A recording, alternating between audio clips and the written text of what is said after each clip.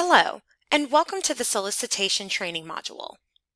This module will focus on best practices and the process for registering a fundraiser or drive intended to collect monies or goods.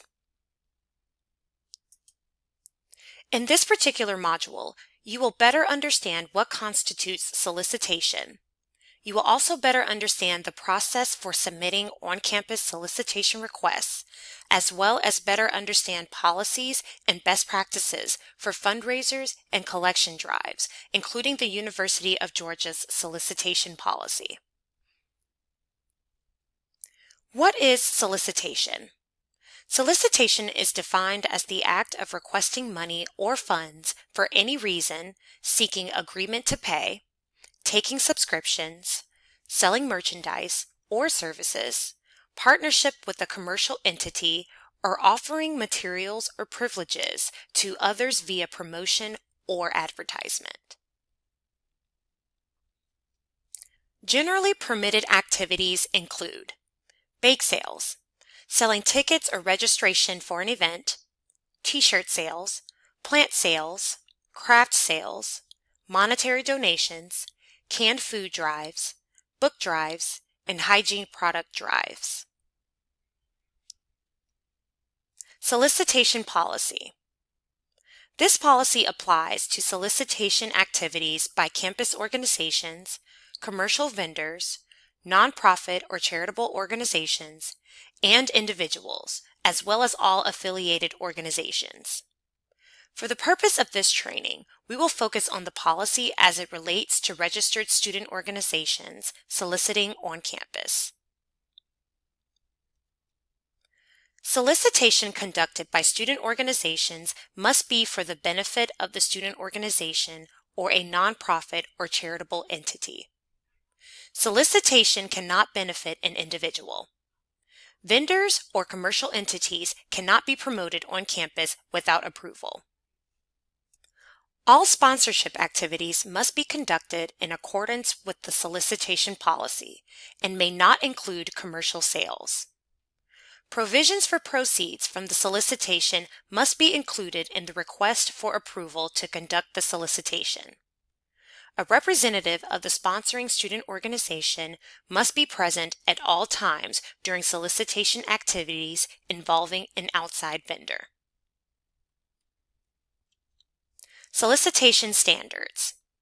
Activities may not interfere with university programs or functions, be inconsistent with classifications and use of university facilities, conflict with existing university-operated services or contracts, or present an unreasonable danger to health and safety.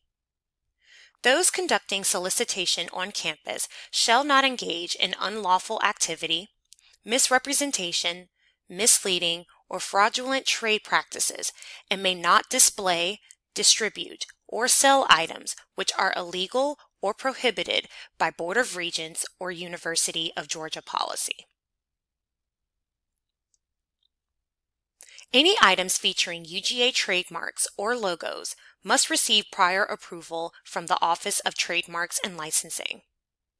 Posting of banners, signs, and other such methods of notification on university buildings, fences, or other facilities is prohibited. Violation of any time, place, or manner limitations, damage to university property, or outstanding debt to the university may result in revocation of the permission to engage in the activity or denial of permission to engage in future activities. On-campus solicitation request procedure. On-campus solicitation requests are submitted through a form on the Involvement Network at involve.uga.edu. Submit requests at least 1 week prior to the event. Give specific information when filling out the fundraising request, such as the proposed date, time, and location, co-sponsors if applicable, vendors if applicable, approval for the use of UGA trademarks on merchandise if applicable, and provisions for funds raised.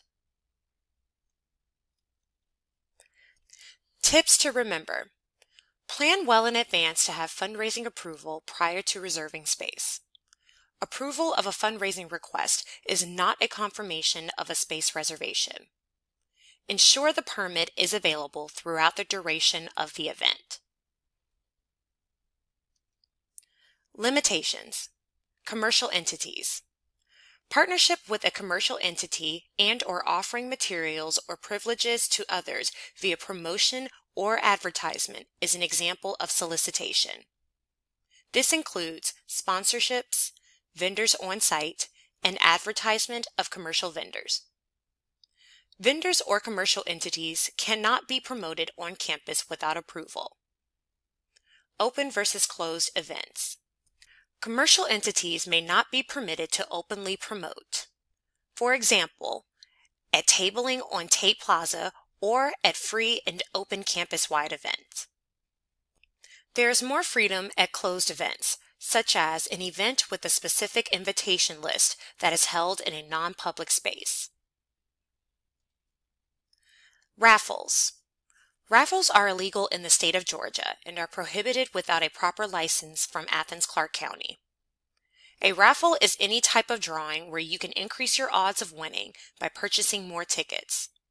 An example includes purchasing a ticket to play hole-in-one golf for a chance to win a meal voucher is constituted as a raffle. However, if no purchase is necessary to play the game, this is not considered a raffle. Additional limitations. The Center for Student Activities will not approve fundraising requests for on-campus solicitation by student organizations when alcohol is involved. Ongoing solicitation by student organizations is limited to specific dates and locations over one semester. Off-campus solicitation with commercial entities may not be promoted on campus. For example, percentage nights. Donation drives. Consider the impact of your drive and whether monetary donations could be more beneficial. Donations for disaster relief can be problematic at times if you collect unsolicited items. Seek permission from offices or departments prior to setting up collection boxes and areas. Include location of collection areas in on-campus solicitation request form. Provide solicitation permit to the host office or department where collections will be held. And monitor donation boxes or areas regularly and clearly provide contact information for easy communication regarding the drive.